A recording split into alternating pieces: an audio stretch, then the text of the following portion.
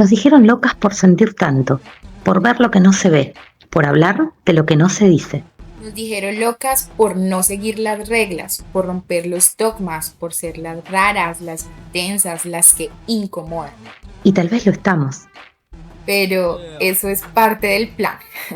Somos Laura Y Diana, y este es Nos dijeron locas podcast, un espacio para las ovejas negras, las canalizadoras, las que despertaron antes de tiempo. Y ya no tienen ganas de encajar. Bienvenidos a tu locura sagrada.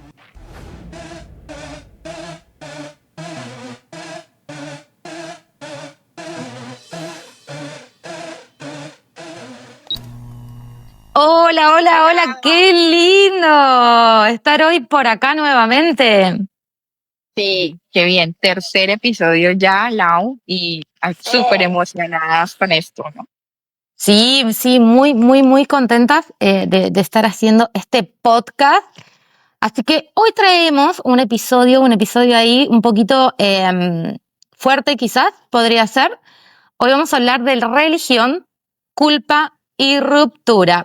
Sí, así es, Lau. Bueno, en el episodio pasado hablamos de la espiritualidad, ¿cierto? A un nivel amplio, sí, pero llevándolo como a cuál es la espiritualidad realmente sin dogma, de cómo muchas veces creemos que salimos del dogma de una religión, pero caemos en otra jaula, ¿no?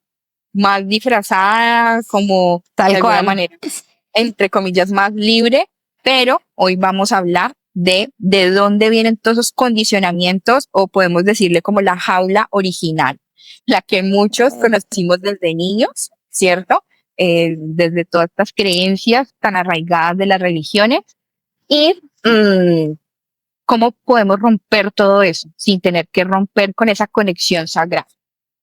Así es. Por lo tanto, la pregunta central de hoy va a ser cómo nos criaron bajo esas creencias religiosas y cómo hicimos para romper con ellas y reconstruirnos a partir de todo lo que acarreábamos, ¿verdad?, con esas creencias. Sí, así es. Y vamos a dejarle la pregunta por acá para que ustedes también nos respondan, comenten cómo se sienten frente a esto, ¿sí? Cómo fueron criados desde la religión, y también qué creencias nos quedan desde eso, que a veces es difícil, ¿no? Cortar con esas creencias tan arraigadas. Así Claro, que pues es un tema bien fuerte, ¿no? Porque la estructura religiosa es bien potente, ¿no? Y tiene, por supuesto, es dogmática.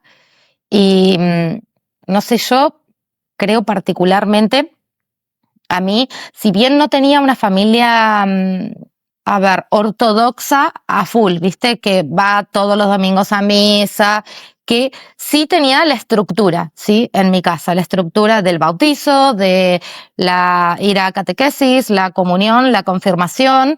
Cuando fallecía un ser querido se le tenía que hacer la misa después, viste, al ser querido fallecer. De hecho, me acuerdo de haber ido a la misa de mis tíos después de haber fallecido. En esa estructura y en esa creencia, ¿no?, de cómo debían ser las cosas, que yo personalmente siento que te genera, ¿no?, esa culpa, ¿no?, por cualquier cosa que pienses diferente que salga de la estructura. Ese miedo a equivocarte, porque si lo haces, Dios te va a castigar y vas a ir al infierno, ¿no? Es un pecado lo que estás... Ya sea un pensamiento, ¿no? Porque te dicen que pensar también es un pecado. Total. Ujú. Sí, sí, me identifico muchísimo. Yo vengo también de una familia muy religiosa, no ortodoxa, sí, pero sí, digamos que se seguían muchísimo todos los preceptos, los rituales, ¿cierto?, de la religión. Y eso hace que sí, que estés como muy encerrado en una estructura de que si haces esto o aquello, entonces te sales del dogma, y entonces ahí te sientes como una exclusión, ¿no? Sientes como, a ver, si me salgo, eso puede implicar la exclusión familiar, ¿sí? Que esto lo venimos hablando desde el primer episodio, pero también sentir esa incomodidad de que hay ciertas cosas que no puedes refutar, aunque no estés de acuerdo con ellas. Y también, ¿no? ¿Cómo sucede? A mí me ha pasado, ¿no? Por ejemplo, cuando recuerdo que mi papá quería que hiciera la comunión, esto creo que de hecho lo conté en el episodio brevemente anterior, tenés que hacer la comunión, todos mis hermanos hicieron la comunión y la confirmación, ¿verdad? Yo era la única que no. Había ido un año a colegio católico en donde me daban catequesis y recuerdo que no me gustaba para nada. Sí me gustaban mucho las enseñanzas, me gustaban las historias, ¿sí? que leíamos que tenían que ver con la Biblia o las historias de Moisés, de Jesús, me gustaban. No era que no me gustaba o que no creía, sino que no me gustaba el seno. Y lo que me decían de cómo debía actuar.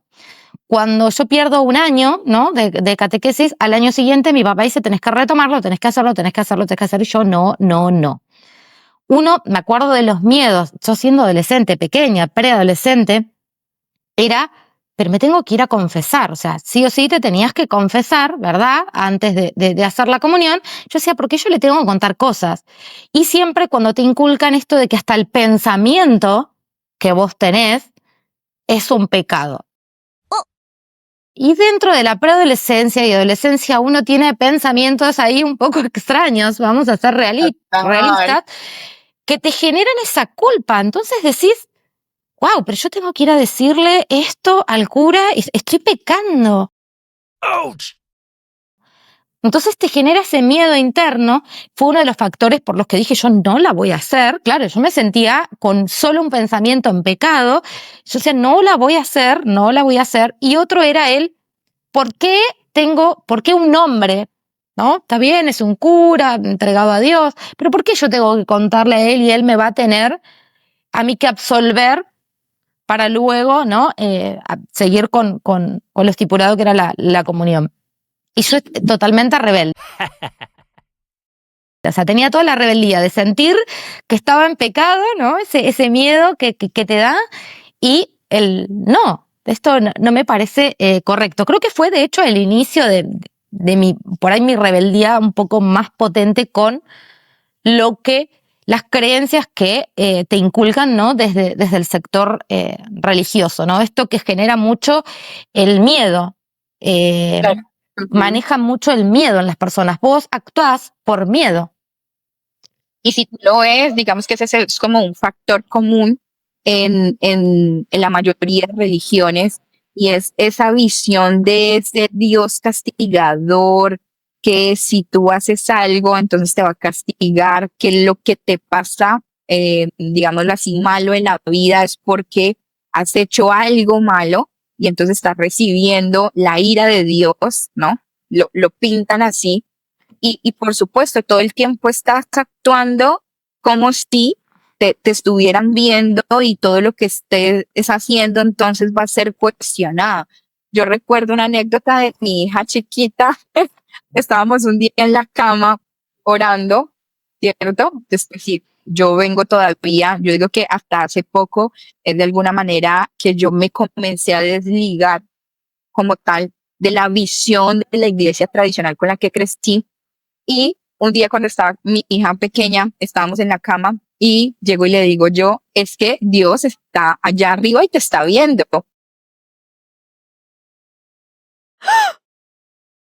Y mi hija se asustó y dijo, ¿cómo así? No, que me está viendo. Pobrecita.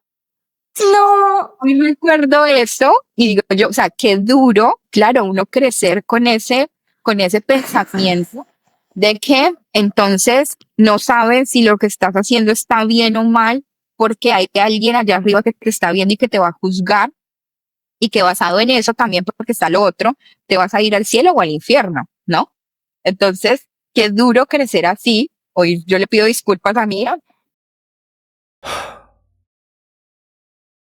por ese momento, pero así crecimos. Eso fue lo que nos enseñaron y pues obviamente eso es lo que uno va a transmitir a sus hijos.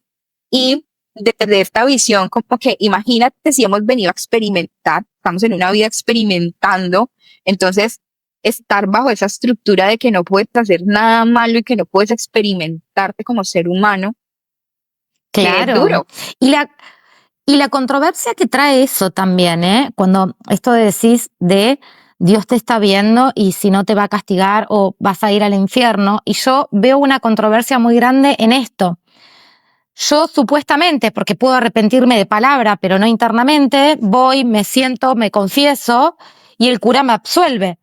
O sea, me absuelve un hombre con algo que quizás ni siquiera es internamente real, mi arrepentimiento, y ya estoy perdonada.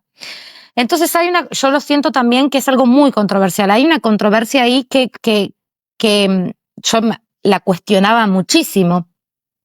No me parecía correcta, pero mi niñez, como decís, pobre, tu bebota, ahí con el miedo de me está viendo, eso sí lo recuerdo, ¿viste? Siempre es que no sabes qué hacer porque si no sos una nena mala a ver, uno intenta ser un nene bueno, ¿no? Uno cuando va, yo recuerdo sí, después de un poco mi revolución, haber estado en charlas, a mí, ¿viste esta frase? En la mesa de religión y de política no se habla, ¿no? Sí, total. Porque es todo un tema. Pero yo recuerdo, yo fui mamá jovencita, estaba embarazada de mi hija, yo tendría unos 17 años. De hecho, en ese momento me había ido a vivir, vivía en mi ciudad natal, que es Mendoza, acá en Argentina. Recuerdo a la casa de quién habíamos ido, pero allá es como que todas las reuniones son muchísimos, ¿viste? El tema había empezado en la mesa. Yo solo escuchaba, ¿viste? A mí no me gustaba, nunca me gustó ir al choque, ¿sí? Yo solo escuchaba y decía, y estas cosas que estoy escuchando, ¿viste? Cuando tu cabeza decís, no, pero no decía nada. En un momento nos empezamos a dispersar y había una mujer que no recuerdo, parentesco mío no tenía, no sé el parentesco que había con ella ni cómo inició la conversación, pero sí recuerdo muy patente que ella me decía, primero que tenía que ir a rezarle a Dios a la iglesia. O sea, es como que rezarle en mi casa o pedirle en mi casa y mi intimidad, no. Yo tenía que ir a su casa, a la casa de Dios, que era la iglesia, para estar más cerca de él. Como estar más cerca de él era ir al templo, ¿verdad? Cualquiera, fuera de cualquier religión. Y yo recuerdo que decía, pero no, si Dios está con todos, viste, yo ahí ya empecé un poquito ahí con el choque, no, yo no estoy de acuerdo, no, pero no, ¿vos por qué no? Viste, y ya, muy firme. Y en un momento llegó a decirme, viste, si hablamos del diezmo también y todo esto, ¿no? Lo que uno le da a la iglesia, me dice, vos cuando hay algo que necesitas y le tenés que pedir, vos tenés que ir a la iglesia, tenés que entregar, como que yo tenía que entregar dinero y pedirle, y de esa forma Dios me lo iba a cumplir. Y yo quedé, no sabía. Yo en un momento, muy sarcástica, yo no sabía que le tenía que pagar a Dios, que no utiliza dinero, porque es una deidad está arriba, para que me cumpla un deseo. O sea, algo que le estoy pidiendo que necesita. A mí me pareció totalmente irracional y ahí sí entré, me acuerdo, con esa mujer ahí en el choque, íbamos y veníamos con esa discusión, hasta que en un momento dije, bueno, ya está, estoy un poco perdiendo el tiempo. Hoy en día quizás no entro en ese choque porque respeto mucho la creencia de cada uno. En ese momento uno está en ese quiebre, entonces cuando vos estás en ese quiebre, estás como más, ¿no? Más queriendo poner firme tu posición, claro. Exacto, y como que rebatir también tu punto. Creo que ahí llegamos como a un punto en donde decimos, a ver, la verdad, como decíamos en el episodio pasado, tu verdad es construida por tu experiencia propia. Por lo tanto, nuestra verdad en este momento es esta que estamos contándoles hoy, pero la verdad de otras personas que posiblemente están dentro de una religión, que son muy religiosos y demás, es su verdad y es completamente respetable. Entonces, por eso no ponerse como a discutir de no, Claro. esta es la absoluta o esta es la verdad absoluta, pues creo que no tiene sentido. Pero sí, tal cual me identifico contigo en ese punto en donde estás como con esta, yo siento que es como una, como cuando estás en el momento de la ruptura, ¿no? Claro. Con la religión, sí estás tal vez muy enojado, tal vez como con muchas ganas de que alguien escuche también la forma en que estás pensando y también estás muy, muy dispuesto a entrar en el debate, como dices tú. Tal cual, es ese primer momento. Uno ya después va evolucionando como todo y va tomando aprendizajes y se va poniendo en otro lugar. Yo hoy no entro en las discusiones y de hecho respeto mucho porque creo que cualquier persona que haga el bien desde el lugar o religión o creencia que tenga está perfecto, ¿sí? Mientras que hagas el bien, que no sea quizás una pantalla, porque a mí también creo que lo que me ha pasado a lo largo de la vida es ver que muchas personas que se hacían estar en comunión con Dios o muy creyentes o hasta en un título o un rango dentro de cualquier iglesia, ¿sí? Sabemos que hay diferentes rangos dependiendo cuál sea la creencia, la iglesia religiosa, la cultura.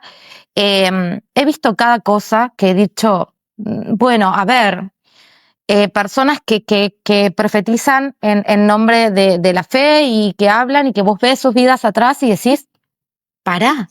No, no, no. Y ves que son personas jodidas y malas y no hacen cosas buenas y no cumplen ni la palabra de Dios ni esos mandamientos que me venís a predicar. Entonces, eso también te genera un quiebre y una ruptura con respecto a esto. Porque decís, entonces todo es válido. Si yo hablo bien y estoy y voy a la iglesia, todo lo demás que haga es válido, ¿cómo funciona, no? También empezás un poquito a ver esto. Claro, a cuestionarte. Y más, siento que es muy marcado el rol de la mujer dentro de la religión. De algún modo es como un rol distinto al del hombre, ¿no? Digamos que en la religión Machismo. general Palabra es, machismo. sí, el patriarcado, El patriarcado. machismo es demasiado marcado dentro de esas estructuras religiosas y claro, a la mujer entonces se le pide obediencia, se le pide silencio, ¿cierto? Se le pide incluso, o sea, nos llevan mucho a sentir mucha culpa de nuestro cuerpo, en la forma en que nos expresamos, en la forma en que nos vestimos. Y eso genera demasiado ruido.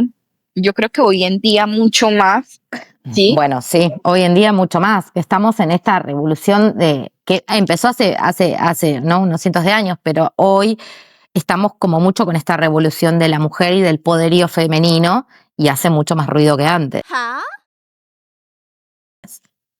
Total. Ujú. Hay, por ejemplo, y también, digamos, la religión lo lleva a uno, no sé, pero en mi casa fue así también, del hecho de muchos temas tabú, ¿no?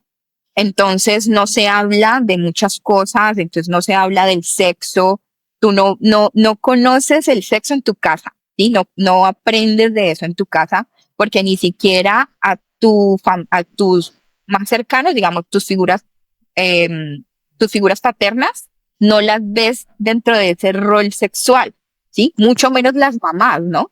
Uno ve a su mamá, ¿cierto? Que nada que ver con eso, entonces comienzas a sentir culpa porque también cuando creces vas despertando en ti toda esa parte de la sexualidad.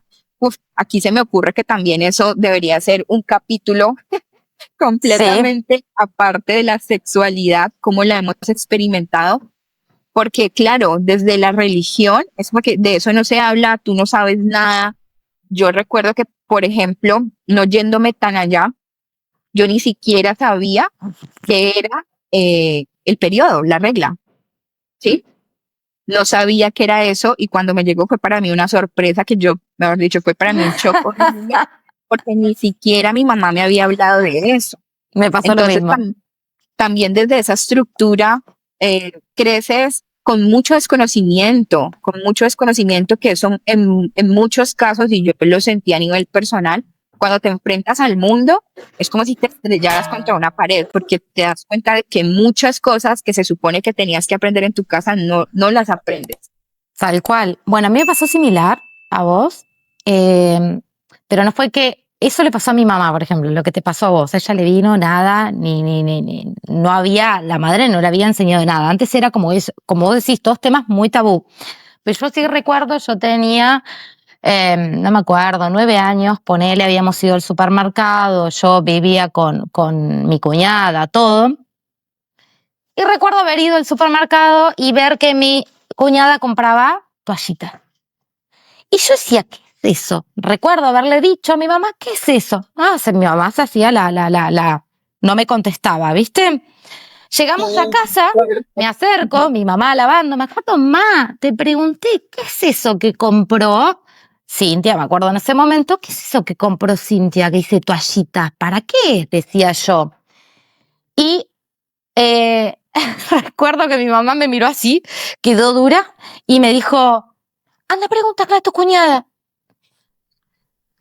Así fue, me tuve que ir, buscar a mi cuñada, preguntarle, y de hecho ella fue la que me enseñó todo ese proceso de la mujer, todo lo que me iba a pasar, ¿no?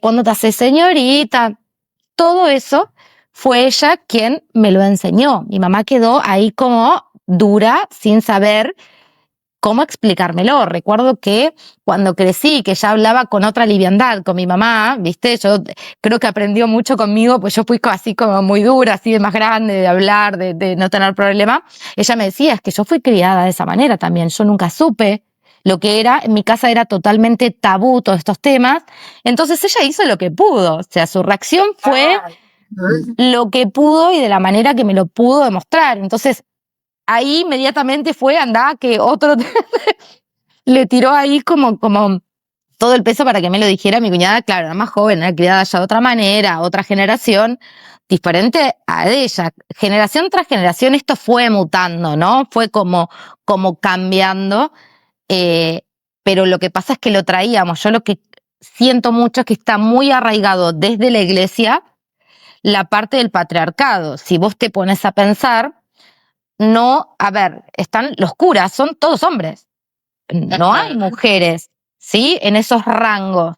El rango de la mujer, ponele que puede ser una monja, ponele si vamos a la iglesia, ¿no? Por ahí la que más conocemos nosotros porque es la que hemos tenido. Son mujeres. Las monjas, pero que tienen un nivel, si vamos al caso, no pueden hacer todo lo que hacen los curas, ¿verdad? Sí, así es. Hace poquito también con mi hija, digo que mi hija es una gran maestra y me cuestionaba justamente eso, me hacía la pregunta, ¿y por qué las monjas no pueden dar misa? ¿Y por qué? ¿Y qué hacen las monjas? Me preguntaba mi hija. Y claro, te pone también en ese punto que, digamos que ahorita lo que tú comentabas con tu mamá, claro, te ponen a ti en ese punto como mamá de cómo explicas algo que dentro de lo que creciste y que se supone que es normal, lo que tiene que ser, cómo lo explicas ante un cuestionamiento que es válido. Tal Sí, cual. que es válido desde estas nuevas generaciones de cuestionarse esos roles y de decir, a ver, ¿por qué si soy un ser humano no puedo hacer lo mismo que hace un hombre? Sea en un contexto fuera de la iglesia, pero también sea en un contexto dentro de la iglesia.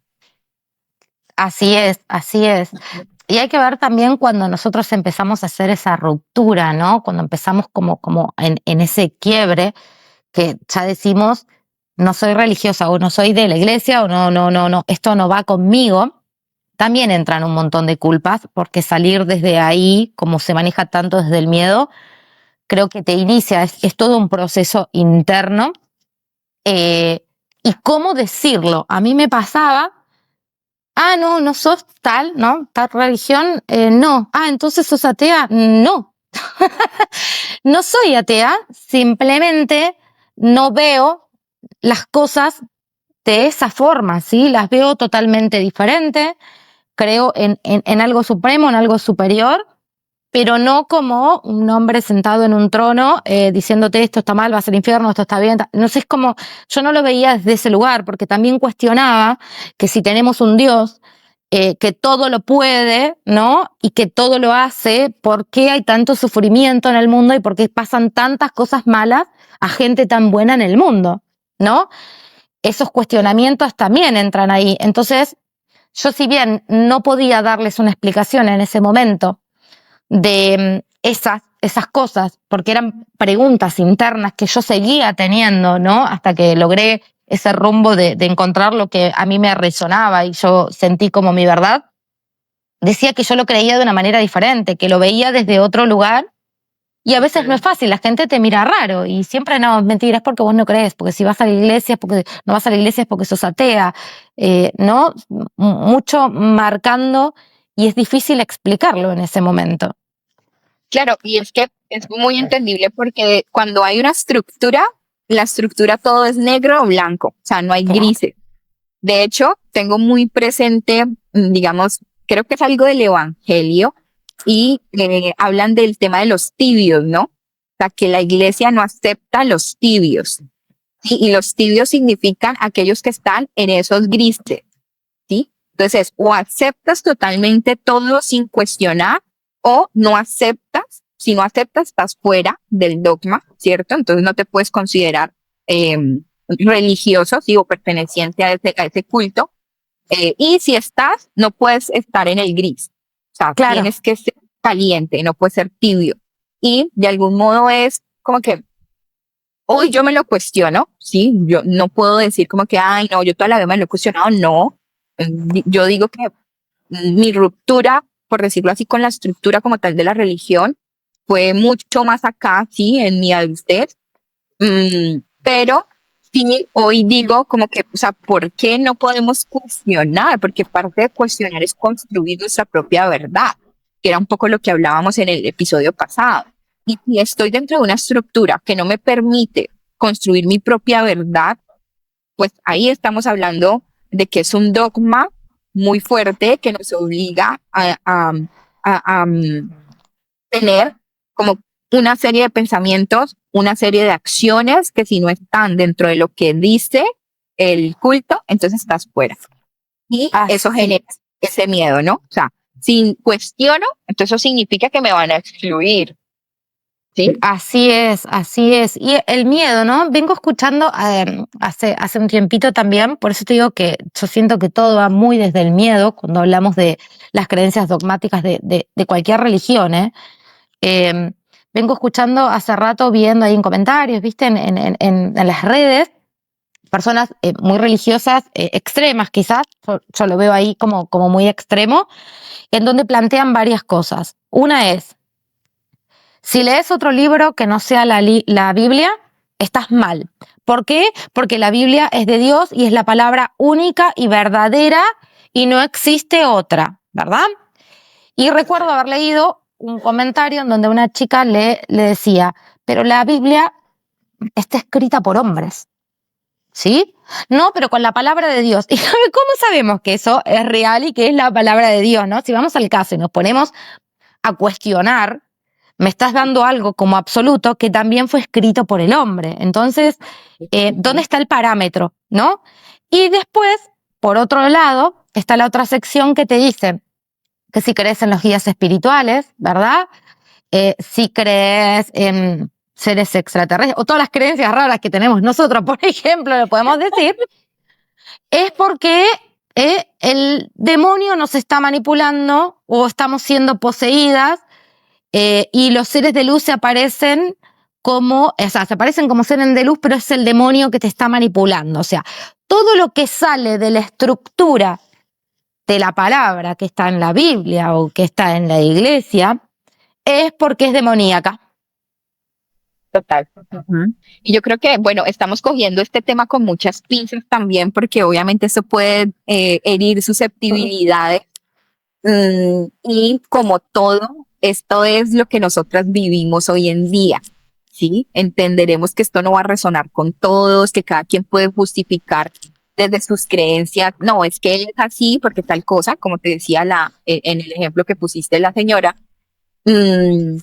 Pero de algún modo venimos a cuestionar también eso, porque es que aquello que no se puede cuestionar, no se puede mejorar, no está abierto a la mejora. Así y es. creo que eso es lo que ha pasado mucho con las religiones tradicionales, ¿no?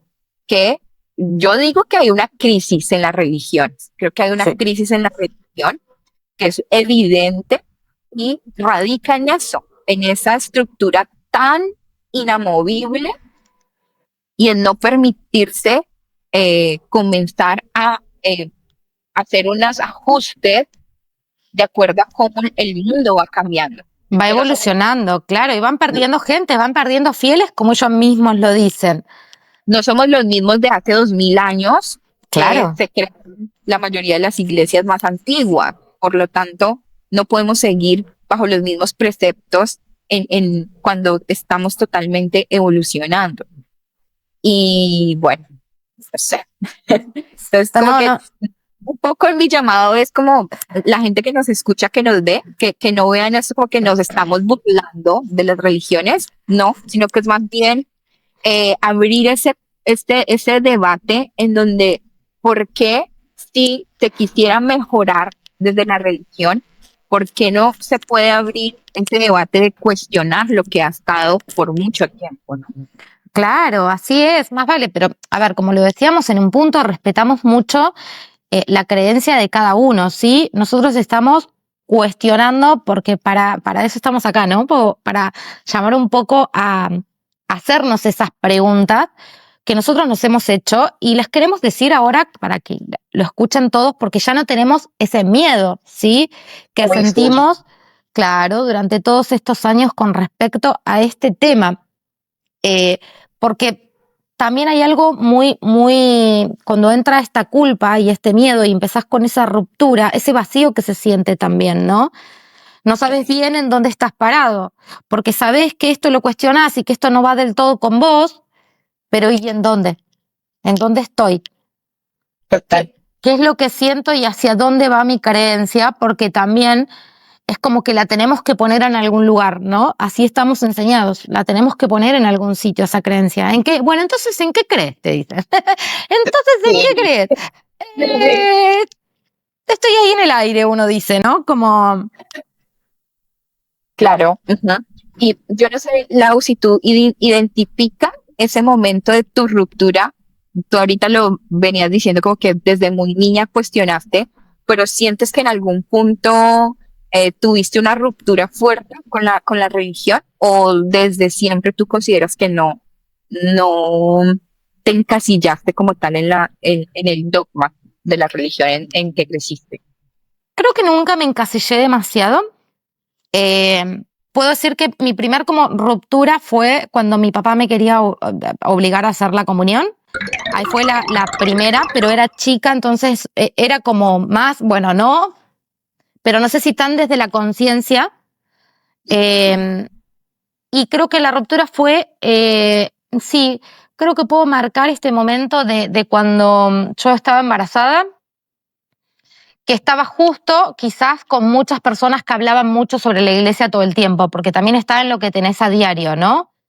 Y ahí empezaron más mis reflexiones. Estaba pasando también procesos complicados en ese momento que no justificaban, uno se empieza a hacer otras preguntas, ¿no? Entonces, ¿por qué pasa esto? ¿Por qué pasa aquello? Puedo decir que quizás a esa edad ya arranqué un poco más con unos cuestionamientos mucho más firmes y con una posición mucho más ubicada a la hora de hacer una contestación si yo tenía que tener un enfrentamiento o alguien me decía algo.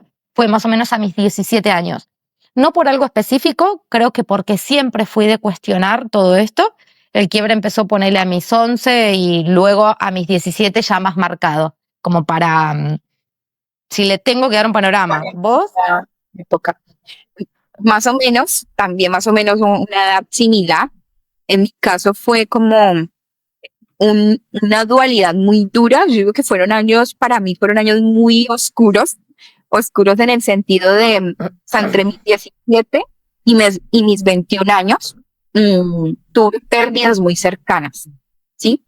Mi primer novio, mi mejor amiga, mi abuelo, fueron muertes muy cercanas e incluso muy traumáticas, las dos primeras. Y para mí fue ese cuestionamiento de si yo he sido buena, si yo estoy en la iglesia y voy a la iglesia y hago todo bien y hago todo lo que se supone que tengo que hacer, ¿por qué Dios me está castigando, quitándome a las personas que yo más quiero? Claro. ¿Sí? Claro. Y no era coherente ese discurso de que te dicen de que tienes que obrar bien para que Dios te recompense y que Dios castiga a los malos, ¿sí? Entonces para mí, de hecho, se me hace como un nudito en la garganta aún hoy todavía, porque era como que, a ver, si ese Dios realmente te compensa cuando tú eres bueno, entonces a mí, ¿por qué no? O sea, ¿qué he hecho yo ¿Por qué de me malo? castiga? ¿Por qué me castiga en vez de compensarme si no he sido mala? Total. Entonces ahí fue como esa ruptura con esa visión. O sea, yo hoy en día lo veo como que no fue con Dios en sí, sino con esa figura que me habían vendido de lo que era Dios desde la religión.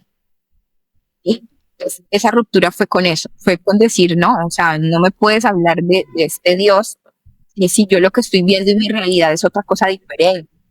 Y vino como este tema de separarme de la iglesia, de no querer volver a la iglesia, de incluso como muy cercana no, a episodios suicidas, ¿no? En mi caso fue así. Decía como que, o sea, si me castiga con esto, pues ¿qué puedo esperar? No tenía como esas expectativas de vida. Y romper con eso por muchos años, imagínate, 17 a los más o menos los 25 por ahí, creo que cuando nació mi hija ya esto cambió un poco, eh, de tener ese enojo y estas reservas con ese Dios de la iglesia que me enseñaron. Claro, el enojo con él, en el ojo, encima de eso, ¿no? Que te genera esta sensación de estoy enojada. O sea, ¿por qué? Si vos le hablas directamente, ¿por qué me haces esto a mí? Eso creo que genera un conflicto interno enorme y no sos la única a la que le pasa a muchísima gente esto. Y cuando hiciste como ese quiebre, Yana, ¿no? Como cuando empezás a cambiar de pensamiento, ¿no? Luego de este enojo y demás, ¿cómo sentís que reaccionó tu entorno, tu familia? Que en mi caso fueron como reacciones varias, ¿sí? Tengo como, pues, de mi familia, quien es más cercana a mí, pues es mi mamá, claramente.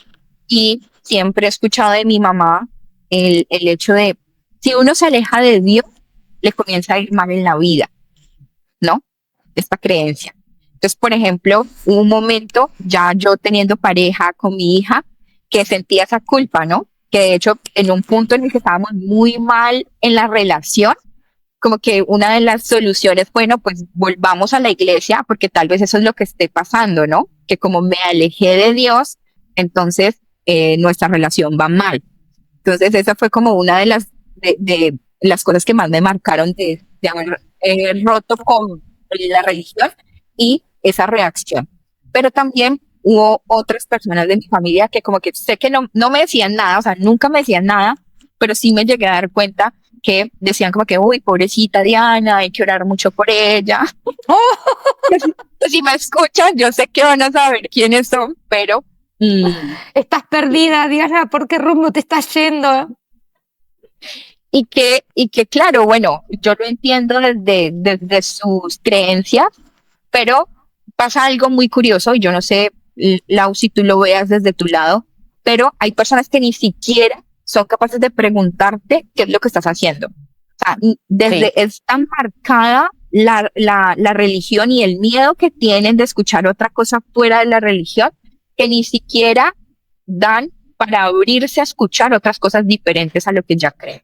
Sí, tal cual. De hecho, a mí personalmente, yo si se dice algo de mí, más que ven que estoy en redes, hablo de otras cosas, de otras terapias totalmente diferentes, algo que no va, ¿no? En la estructura de la iglesia, no tengo idea, porque no me entero, realmente no me entero. Pero también, ¿qué me pasa a mí? Yo estoy lejos de lo que es mi familia. Yo vivo en otra ciudad, no me veo tan seguido, ni siquiera hablo quizás con muchos durante muchísimo tiempo. Por lo tanto, por cosas de la vida, no por nada en específico. Así, vivimos lejos, tenemos cada uno nuestra vida. Por ahí cuando era más chica estábamos, sí, mucho más juntos, era diferente, nos movíamos más de ciudad en ciudad, hoy no. Entonces, la verdad es que no tengo idea de cuál es el pensamiento que tienen hacia mí con respecto a esto. A mí no me ha llegado nada de, por ejemplo, che, ¿sabés qué tal dijo tal cosa de vos? Y se pregunta y tiene... No me ha pasado. Si vamos al más cercano, ¿no? Mi mamá y mi papá ya no están. Mi mamá en su momento como, qué loco, ella estaba actualizándose, ¿viste? Mi mamá fue como yo siento que la hice actualizarse mucho, ¿viste? Que yo siempre, como al ser tan la rebelde, ser la única mujer y la más chica, yo estuve mucho con ella en los últimos años. Entonces, yo como que la hice siempre en todos los temas, ¿eh? Hablaba de temas de sexualidad que ya mucho no le gustaba y yo era ahí como muy siempre de sacar. Y por ahí, bueno, mirá, qué loco. Y ella entraba, no me decía nada. Mis hermanos, la verdad es que tampoco.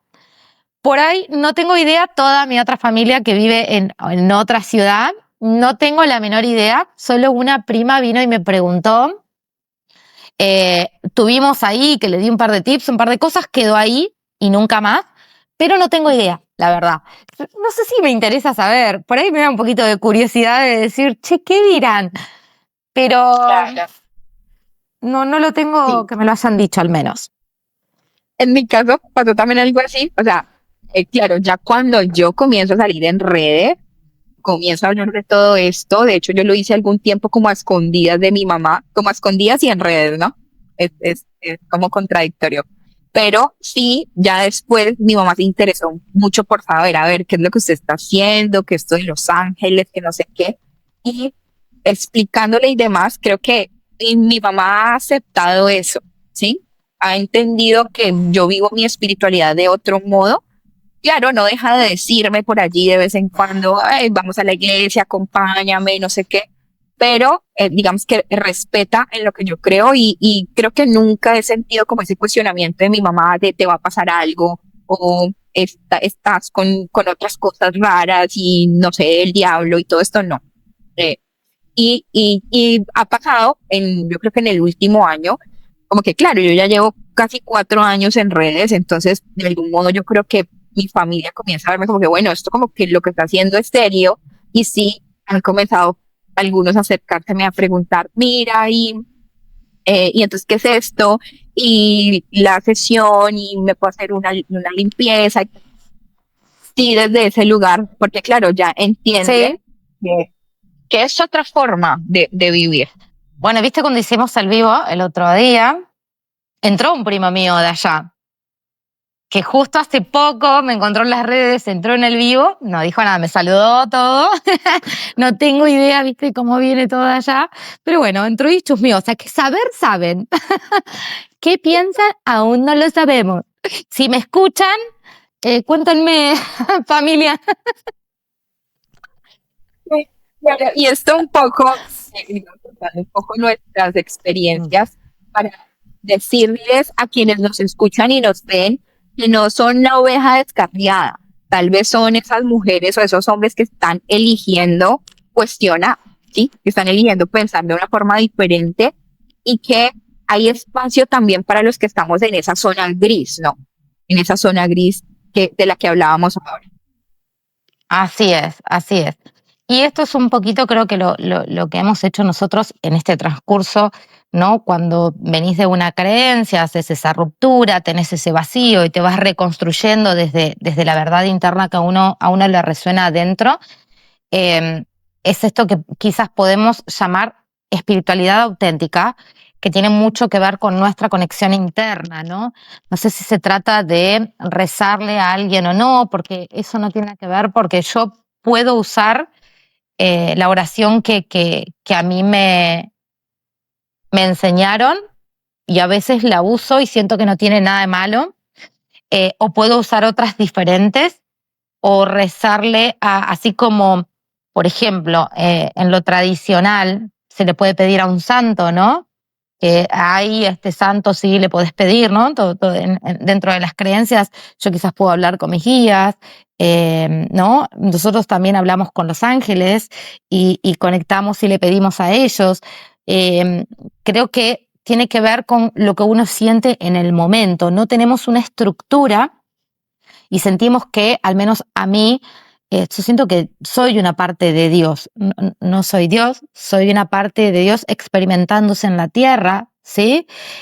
Tomando esta experiencia humana desde esta dualidad, y por eso estamos acá, ¿no? También con esta parte disruptiva con el tema de religión y espiritualidad, porque estamos en esto, ¿no? En la dualidad es parte de todo. Y yo siento que no necesito intermediarios. ¿no? Creo que esto es fundamental. La iglesia pone a los representantes de la iglesia o a la casa en sí, ¿no? A la estructura como un intermediario para hablarle a Dios. Yo siento que no lo necesito, ¿no? Por ahí ese es mi enfoque hoy, ¿no? Mi visión, si yo tuviera que, ¿cómo lo veo? No lo veo como alguien que esté castigando o no. No creo en cielo e infierno. Bueno, hay muchas cosas que ya no van con lo que a mí me resuena internamente. Como para, si les tengo que dar un panorama hoy, después de toda esa creencia de la que venís, de esa ruptura, de ese vacío y de eso que empezás a formar, que sentís internamente que es tu creencia propia. Total. Ujú. A mí, mi forma como de volver, por decirlo así, a conectar con Dios fuera de la religión, para mí fueron los ángeles, ¿sí? Que de hecho, desde las religiones no se cree mucho en los ángeles, o sea, se habla de ellos, pero se les pone como una categoría aparte. Sí. ¿Sí? Hay esta distinción, esa dualidad allí, la que yo siempre cuestiono mucho, como que sigue muy, muy para acá, pero también como que se desligan, ¿no? Un poco ahí, como una doble moral. Pero en cuanto a eso, para mí fue el volver a la religión a través de los ángeles, de esa conexión con los ángeles, y fue decir, a ver, puedo creer en un Dios diferente al que me enseñaron en mi casa, ¿sí? Existe de una manera distinta a como me lo habían pintado, ¿sí? Y un poco lo que tú dices, no hay necesidad de esto de ir a un templo, tener cierto tipo de rituales muy específicos que te marca la religión para tener esa conexión con Dios o con esa conciencia divina. Cabe decir algo acá, voy a poner un paréntesis justo con lo que acabas de decir de los templos. Ojo, que a mí me gusta, yo si paso por una iglesia por ahí entro, hay iglesias que energéticamente no me gustan y otras que siento mucho porque yo creo que es la fe de las personas, ¿no? Esa energía que se mueve dentro del lugar por la fe de las personas y me gusta entrar cuando está vacía. No adorar nada, sino a sentir esa energía que se suele emitir dentro, ¿no? Y me gusta, me siento a gusto. Por eso es que no es que uno nunca va, a mí me gusta entrar. De hecho, tengo una cerca, el otro día entré y me gustó, pero estaban justo por entrar a misa, me fui. De hecho, el cura me miraba, onda, vas a quedarte, y yo, no, pero no por nada, no sé, no va conmigo, entonces por ahí, pero sí me gusta la energía del lugar. Vale. Pero si tengo que elegir entre ir a la iglesia, yo prefiero ir a la naturaleza, por ejemplo. Yo siento mucha conexión desde la naturaleza, desde esa conexión con lo vivo que está alrededor nuestro, ¿no? Ríos, montañas, árboles, plantas de todo tipo. Es ahí donde siento mucha conexión. Yo siempre que voy a la natural, que salgo del caos, ¿no? De las ciudades, del ruido, y en la naturaleza siento mucha conexión con lo divino. Uy, a mí coincido contigo en lo que dices, o sea, sí, no es, digamos, la versión que veo pues la iglesia y paso corriendo, no. A mí me gusta, ¿sabes qué? Me gusta el silencio y me gustan el tema de las canciones. Entonces, por ejemplo, a mí cuando he acompañado a mi mamá, ahora ya en este punto de mi vida en el que me encuentro, o cuando voy por algún motivo a la iglesia, me gusta eso, del silencio, el tema del silencio y sentir un poco más esa conexión, ¿sí? Esa conexión más allá del ritual, de lo que se hace. Sí, yo digo que es como la energía también. Y de las personas, para mí. El tema de la música, ¿sí? El tema de la música. Y es como que yo me quedo escuchando, profundizando como en una especie de meditación y orando en silencio. Esa parte me gusta muchísimo. Y eso es también lo que hago yo. La música que es, si vamos nosotros, es una frecuencia, es vibración.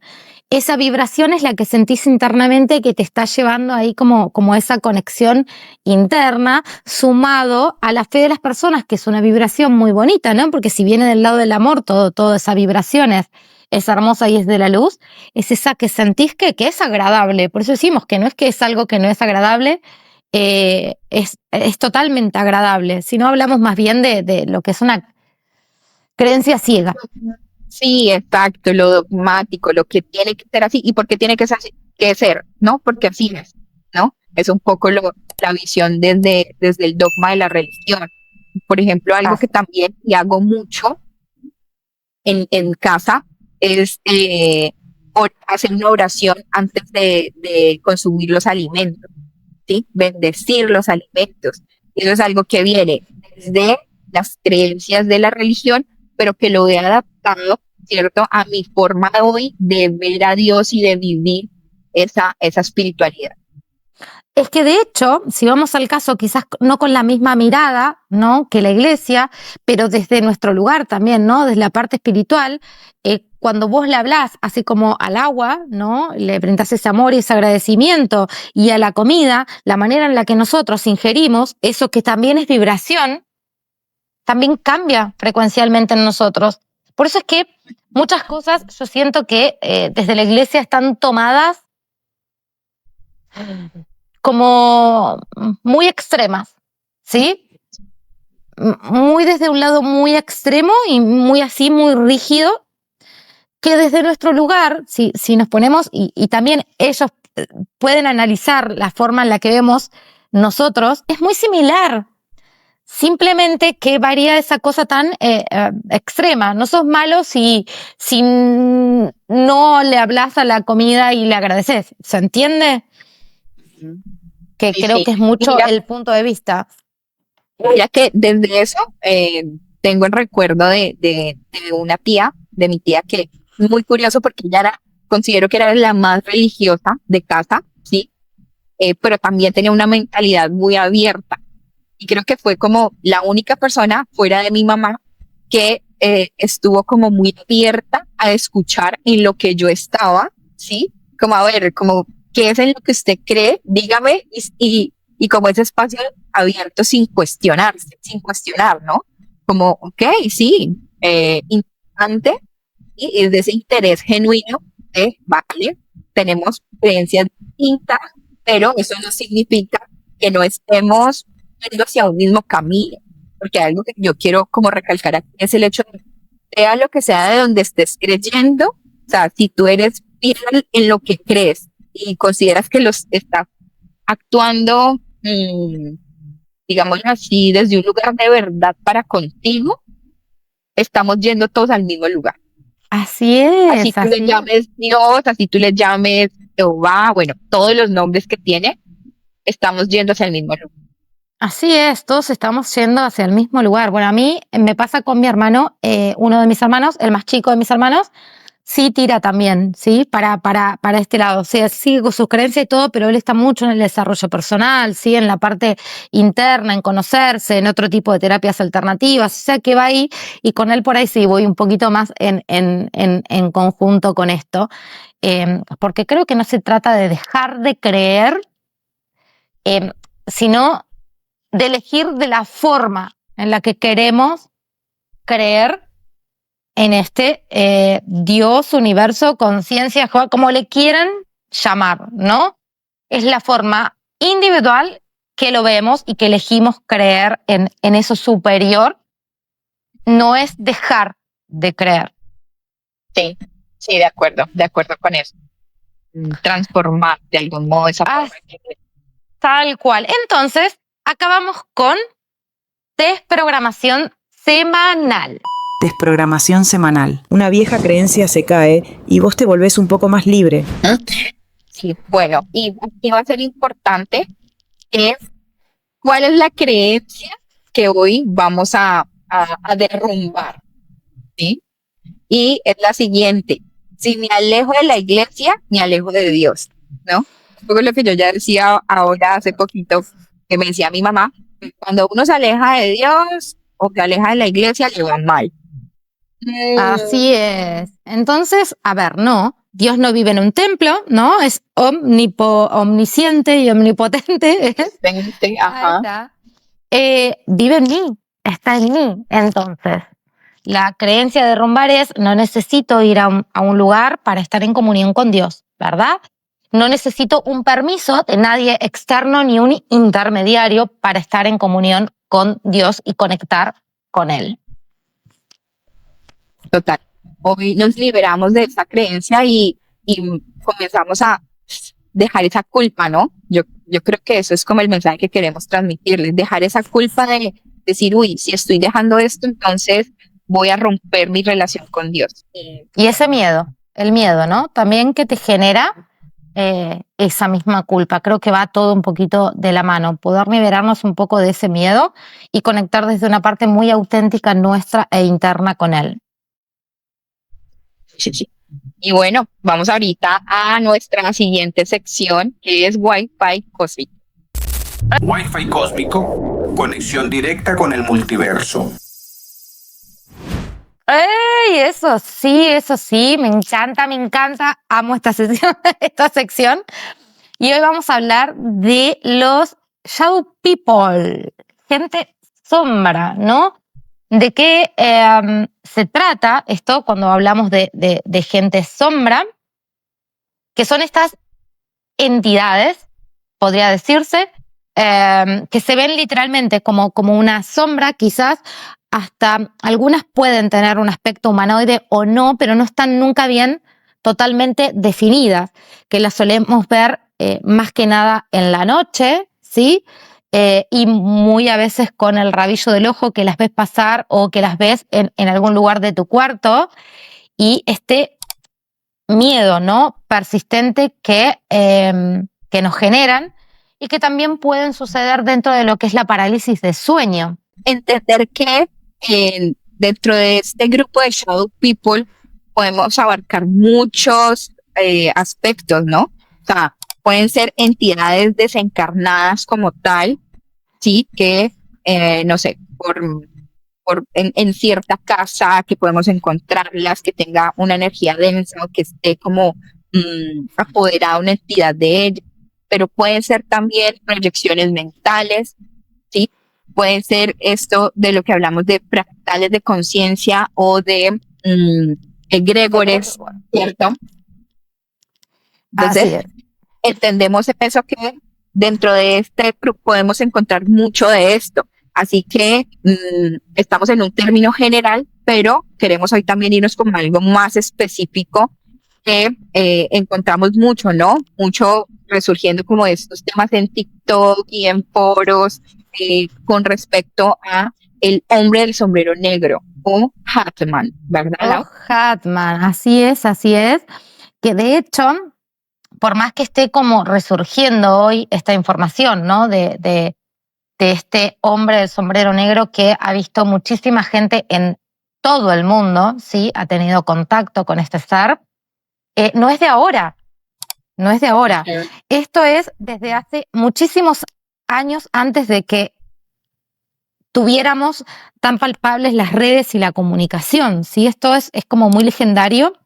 Este hombre que han visto, disculpen, se percibe como un hombre alto, delgado, con un sombrero negro de ala, ¿sí?, ancha y copa alta, y con una gabardina negra. Por aquí les voy a ir poniendo fotos. Generalmente se ven en momentos de parálisis de sueño o en estos momentos de vigilia, ¿sí?, cuando estamos por ir a dormirnos en la oscuridad. Dicen que desde el umbral de la puerta de tu dormitorio, los que lo han podido percibir, la mayoría han sido en esos momentos. Algunos dicen que han logrado visualizarle los ojos rojos. Y teorías sobre este fenómeno, ¿no?, esta entidad, le podríamos decir que se ve. Hay muchísimas teorías alrededor de ella. Si bien, si estamos hablando de un Shadow People, ¿no?, normal, como todos los que solemos ver. Si estamos hablando de un demonio, porque se habla también de un demonio que es un demonio, porque sabemos que lo que él hace es generar un miedo, dicen que es tremendo el miedo que se siente y que se alimenta de ese miedo. De hecho, dicen que no genera contacto, pero sí está buscando como que lo observes, ¿sí? Él está buscando que te des cuenta que está dentro de esa habitación y dicen, de hecho, que al momento de irse no es que desaparece, sino es como si se girara y se fuera, o sea, la parte en la como desaparece yéndose. Pero lo que está buscando es que lo observes. La teoría es que se alimenta, ¿no?, de este miedo, porque todas las personas que lo han logrado ver dicen que es un miedo impresionante y como una presión que se siente a la hora de estar en su presencia. Sí, qué heavy, ¿no? Eh, y hay muchas historias, ¿no? O sea, hay mucha gente que afirma y que tiene como muy marcadas estas mismas características, ¿no? De que es de un sombrero, de que se aparece en ciertos momentos, en la noche y tal como lo describió Laura.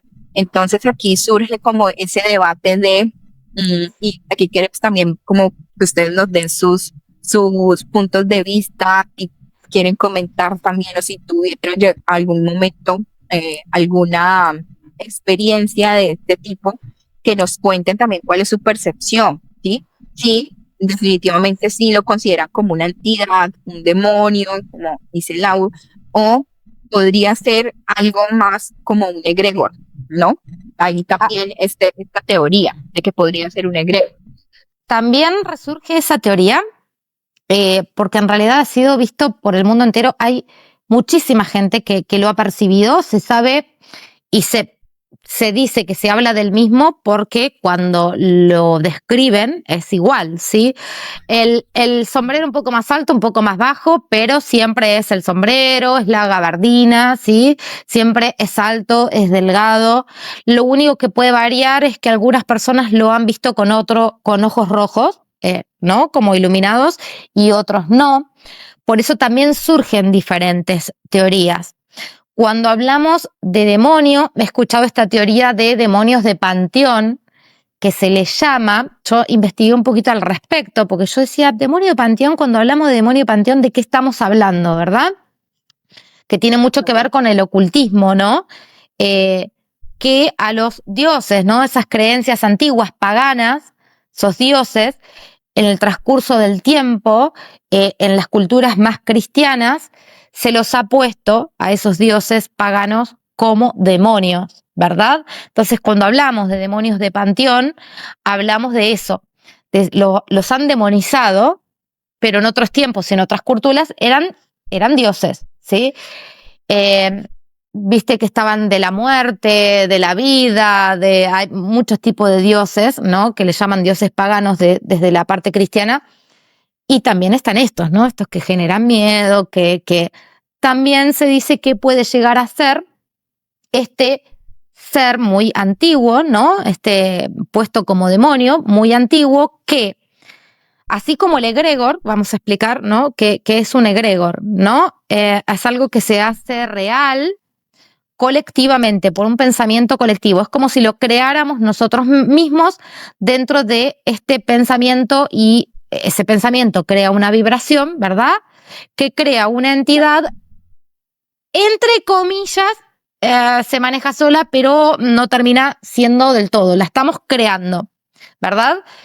Cuando vamos a lo del panteón, en realidad no es que lo estamos creando, sino lo estamos invocando con el pensamiento. Por eso se hace también, pasa en todos lados del mundo y lo ven un montón de personas, quizás hasta al mismo tiempo, ¿sí? Las historias son muchísimas. Uh-huh, exacto. Yo leí y vi videos acerca de la teoría de el Hatman como un egregor, ¿verdad? Y entendamos que los egregores se crean a partir de esto que se conoce como el inconsciente colectivo, ¿no? El inconsciente colectivo es como cuando comenzamos a escuchar cierta creencia y llega a tal punto que se le da tanto poder a esa creencia que eso Que se manifiesta. toma forma de materia, ajá, exacto. Se convierte en materia y lo podemos percibir con nuestros sentidos. Entonces, es Pues, a ver, como viene desde hace tantos años, entonces comienza a pasar de persona a persona y se le da tanto poder que las personas ya comienzan a manifestar dentro de su vida esta entidad como tal en sus procesos. Y también tiene mucho que ver con los pensamientos, con la energía que cada persona mantiene dentro de sí. Por Ese ejemplo, miedo, ¿no? Que se hace, exacto. Una persona que, por termina ejemplo, materializando. esté en un periodo de depresión, que lleve mucho tiempo como con una vibración muy bajita, pues va a ser mucho más, decirlo así, atrayente a cosas, porque Claro, se atrae la vibración. tal cual. Entonces Y también yo lo tiene siento mucho así sentido. como si esto ya está tan colectivo, ¿no? Si lo ponemos como un egregor y esto está tan colectivo y lo pensamos y nos vamos a la casa, a la cama, ¿no? Que es en el momento en el que uno tiene que cambiar su pensamiento por positivo y lo empezamos a Total. pensar, se va a manifestar, porque es que lo estamos manifestando nosotros mismos, como estas larvas a veces que también tenemos cada uno de nosotros, que las generamos con nuestras emociones y nuestros pensamientos, y a la vez eso que generamos nos va chupando la energía, ¿no? Quedan como parásitos. El egregor es esto, pero como de una forma muchísimo más colectiva, ¿sí? Nos gustaría que nos cuenten en comentarios a ver si ustedes han tenido un encuentro con él, cuál fue ese encuentro, cómo se sintieron, qué pasó, de qué manera fue. Nos pueden contar acá en comentarios o nos pueden mandar su historia a nuestro mail, nosdijeronlocas@gmail.com, se los vamos a dejar por acá.